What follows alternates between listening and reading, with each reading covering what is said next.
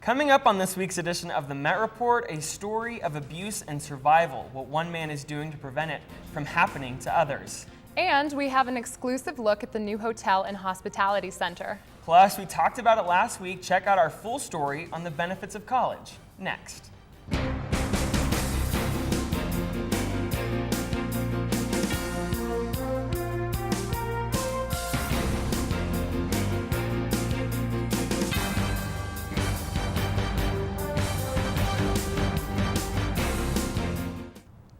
College could be becoming more of a necessity in today's job market. Hi, I'm Anthony Kustura. And I'm Simone Vaughn. According to the U.S. Department of Education, 8 out of 10 individuals that have a college degree are more likely to get a job. Ro Baker looks at these statistics. Ro? It used to be a high school diploma would get you by in finding a permanent and stable career. But studies show those with a bachelor's degree make approximately $1.5 million compared to those who only possess a high school diploma, clearly indicating that a college education is becoming the pathway to more exceptional pay scales. Only about 26% of them actually get a higher degree, bachelor's or above. Those are the odds in your job market. Choices are more in your court instead of in others. Certainly the high cost of education can be a deterrent for many individuals. Oftentimes, a student fresh out of high school or those who have not attended a school in a long time might consider themselves overwhelmed. Although some reasoning may be valid, a person should still keep in mind that there are many more benefits to having a higher education. Not only will a college education help you in areas such as reasoning, tolerance, and communication, but one of the best reasons of obtaining higher education is to learn more about the world you live in. So when deciding whether or not to go for a career education, just keep in mind these facts. According to the U.S. Census Bureau, workers 25 and over with a bachelor's degree earn an average of $58,762, while those with a high school diploma make around $32,812 annually. Look, if you walk away, you lose all of your investment. So if they consider dropping out, they better have a skill or a talent. This is Ro Baker for the Met Report.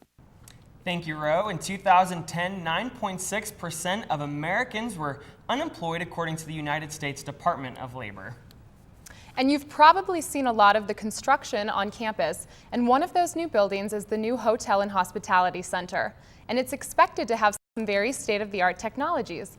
Paula Ruelas is going to tell us more about it. Paula? That's right, guys. I am standing right in front of the construction site where the Hospitality Center is currently being built here on our area. The new building will bring two great entities to this campus, a hotel and a hospitality learning center. The Hotel Learning Center will provide students with nearly 30,000 square feet of academic spaces and learning laboratories. Some of the new features are technologically advanced and will provide students with an exciting learning experience. I'll have 2 restaurants, one of them being a student restaurant that'll be run solely by students, and then we'll have a sensory analysis lab where wine tasting and beer tasting will take place. The hotel, which will be at Spring Hill Suites by Marriott and managed by Sage Hospitality, will offer 150 guest rooms and conference facilities overlooking the Denver skyline. The hotel will also offer students experiential learning opportunities as well as jobs. Sage will have their actual full-time staff with the hotel that will be running the hotel from the day-to-day operations, but most of their full-time staff will actually be students. Other things that we'll do with students is there'll be a lot of experiential learning that will be happening. This latest addition to the Orrery campus has some students wondering whether or not they will face a tuition increase come fall 2012. There will not be a dime of tuition that will go to the building itself.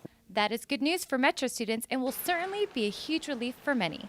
The opportunities the Hospitality Center will provide are invaluable and the benefits are just as great. Without question is the national and international recognition for this campus and for our institution, which we absolutely deserve.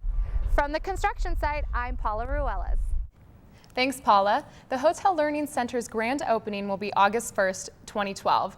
Students who are interested in taking advantage of these opportunities can speak with their advisors about joining the Tourism and Hospitality Department. If you were asked to travel with the Dalai Lama's asking, well, you probably would. That is exactly the story of Tibetan monk Geshe Yoten. He became a monk when he was just 10 years old and completed the 26-year program of school here in the highest degree in Buddhism, similar to attaining a PhD.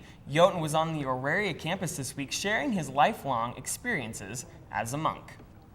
And it's a story of abuse and survival. 2 Denver siblings overcame incredible horrors, including torture and rape. Now, one of them is sharing his story to prevent it from happening to others. Kate Christensen has more. Will Stillman and his twin sister Kristen were held captive, raped, and abused for 11 years by their foster father, Eric Torres. I wished he was dead then. As I got older, I was close to Eric's size. I became less tolerant to his abuse, and I prayed every day for someone to save us. But I gave up on asking why and focused on praying to get out. Kristen's oldest daughter who was being molested by Eric's father.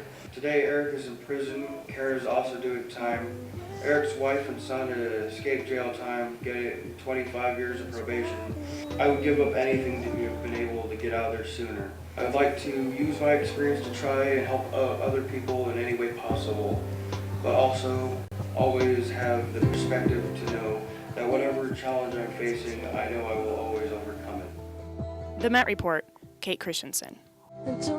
This last week marked the beginning of New York City's Climate Week. It's an open forum for environmental groups, politicians, and business people alike to talk about the future of climate and human impacts. Did you know that according to the Environmental Protection Agency, each person produces 4.6 pounds of trash per day in the United States? That's as heavy as 2 MacBook Air computers. We went out to ask you, Metzner students, if you thought going green was important, and this is what you had to say. Absolutely. This is our planet. We need to worry what goes on everywhere, not just here in our own backyards in the United States. And we're living off the Earth's resources, and if we don't protect them, we'll have nothing to keep us alive. We are all creatures of Earth, and Earth gave birth to us, so we must respect our mother. Well, there's definitely a lot of opportunities on campus to start going green and make a lighter impact of our green imprint. Absolutely, it's awesome that students are taking advantage of it. I totally agree. And when we come back, it's a bird, it's a plane, it's NASA in Denver, and we'll tell you why. And it's a new day for the military, the latest on Don't Ask, Don't Tell. We'll be right back. Believe in yourself, realize that anything is possible, keep your eyes on the prize. When you're at your weakest point, grace can rise up and pull you out.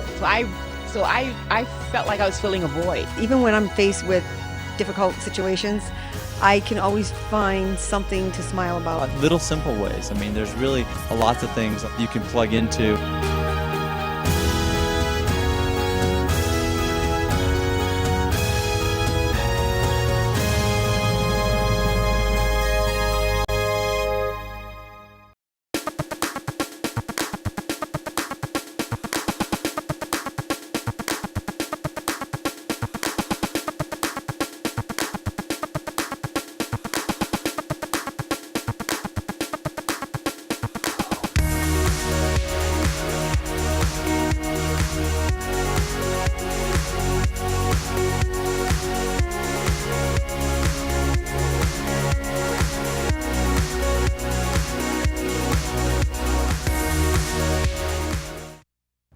Welcome back. It's still a little early, but politicians sure need all the time they can get. Nina Dadaboy looks into some of the presidential candidates and all the drama they bring with it. Nina?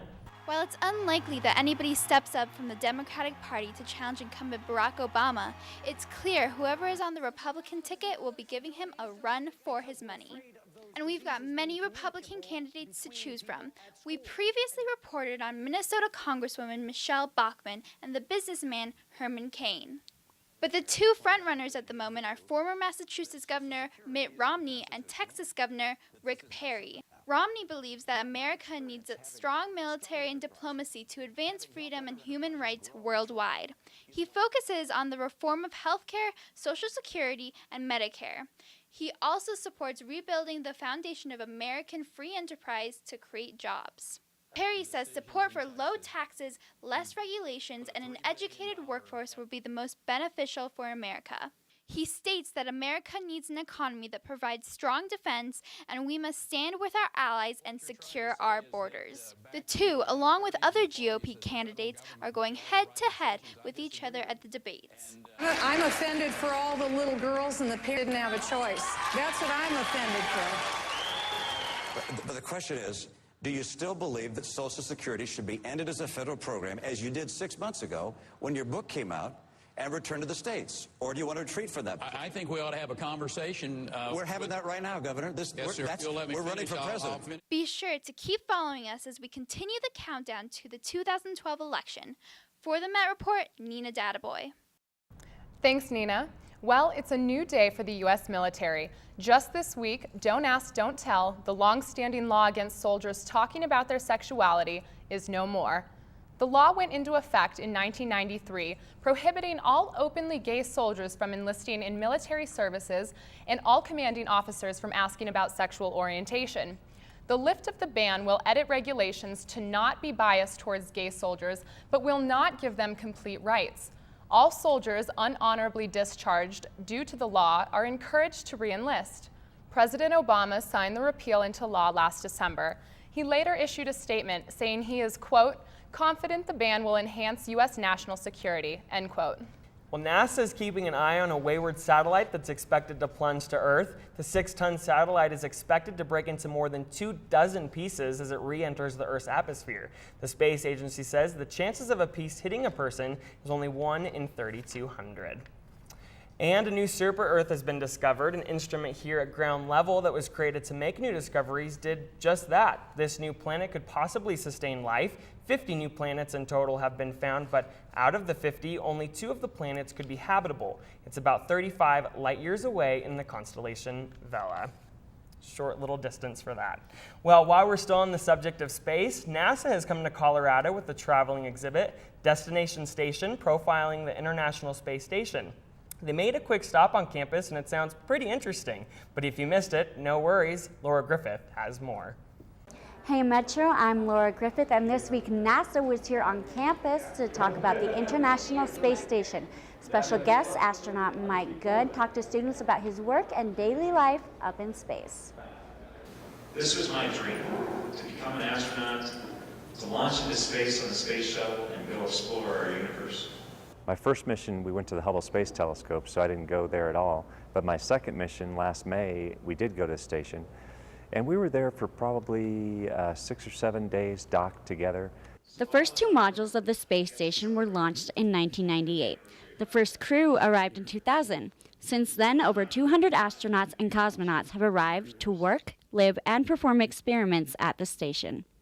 Most of my spacewalks were replacing batteries, so we took up new batteries for the space station. And the most memorable part is just being outside, crawling around on the station, and looking down, just hanging onto a handrail, looking down and seeing the Earth, 250 miles below you.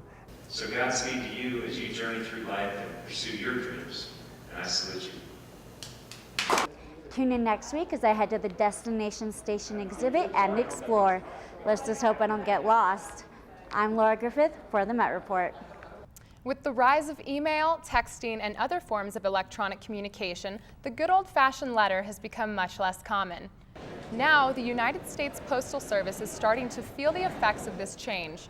According to the Denver Business Journal, the USPS is thinking about closing 250 processing facilities nationwide. Colorado is not immune to these proposed closures. The USPS may start operating out of kiosks in grocery stores in smaller communities, or even reduce service from 6 to 5 days a week. Drivers beware, a red light camera at 36 in Quebec has been malfunctioning, leaving almost thousands with tickets for what seems to be a completely legal turn. The light is doing the complete opposite of its intention, not flashing for law violators and flashing for cars that are stopping behind the line, finding the wrong person. The red light camera program generated $744,000 of revenue in 2010, leading the city to have no incentive to discontinue it. East Denver drivers should take caution. You may not be at fault. And alternatively empowered, the story of New Belgium Brewing and their commitment to sustainability will take place at the Tivoli Turn Hall from 11 to 12:15 p.m. Kim Jordan, co-founder and CEO of New Belgium Brewing, will lead discussions pertaining to the growing idea of green ethics. Topics such as environmental sustainability, social responsibility, environmental awareness, and more will be discussed. In a time where environmental concerns mean life or death, it's important for students and future business owners to understand social responsibility and sustainability practices in their community's environment. Be sure to check it out. Urban Connections emerged in 2009 as the result of President Jordan's vision to become an urban land-grant college that meets the needs the needs of the community. They have many different programs for students to get involved, including the Compact Service Corps, which provides a monetary education award in exchange for unpaid volunteer services to the community. Ryan Campbell, the student programs coordinator, tells us how it can benefit students to get involved. Promote volunteer work in a new way, where I think a lot of people think of it as like community service, like it's a punishment or something. Or they think it's just something, if you've got some extra time, you can do it if you're, really passionate about a certain cause or something. But really trying to promote volunteer work as a way to gain, job skills, do some networking, and just giving back to your community. To get more information, please just visit our website at metreport.org. It seems like you can never volunteer too much. I agree, and the community really needs it, so this is great for our students. I agree. Awesome. And coming up, they're Dancing with the Stars in Broomfield. Our entertainment team has all the coverage. And Jack Bingham has the lowdown on Met Report Sports. We'll be right back. Hey Metro, this is Hassan Shah giving you the Mile High Scoop on what goes on in Denver.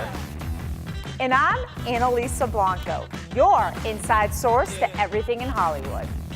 Entertainment is your connection to the hottest celebrities, whether it's in Denver or Hollywood. So make sure to check us out every week on Met Radio and the Met Report. Also, follow us on Twitter and become a fan on Facebook. We'll see you on campus.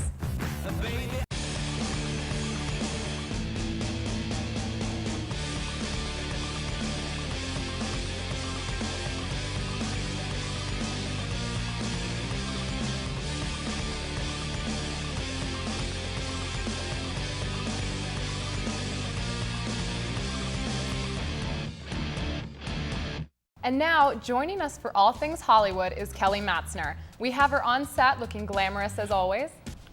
Hey Metro, I'm Kelly Matzner. Welcome to this week's segment of Entertain Met, where I bring Hollywood a mile high.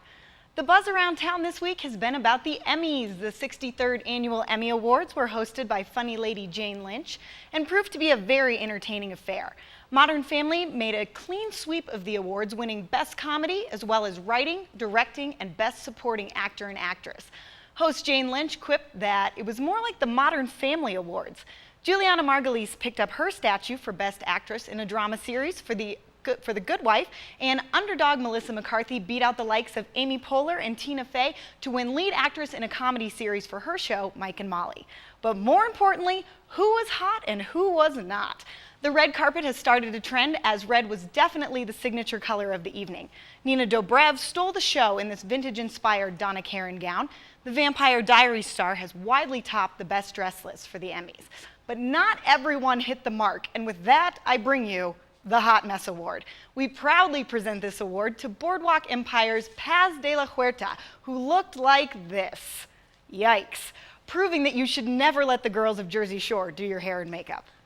A much anticipated season premiere this week was 2.5 Men. The two-part premiere was the debut of Ashton Kutcher as washed-up billionaire Walden Schmidt. The fresh take on the show pulled in almost 28 million viewers, compared to 20 million who tuned in to see the premiere of Dancing with the Stars. When asked what he thought of his replacement, Charlie Sheen said that he watched and he loved. After all, though, Charlie did just settle with Warner Brothers for $125 million, and that kind of money can definitely make you gracious. Bringing it a little closer to home, the Monday night premiere of The Sing-Off brought the spotlight to Denver as the local group Urban Method gave an incredible a cappella rendition of Rihanna and Eminem's Love the Way You Lie. Check it out. Never do nothing to hurt them. You're in each other's face. You invent them in your words when you spin them. You push, pull each other's hair. Straps, claw, pin them, throw them down, pin them. Lost in the moments when you're in them. You're ready not to go and that controls your boat. So they say it's best to go your separate way. Yesterday don't know you just today. That was yesterday. Yesterday is over. day.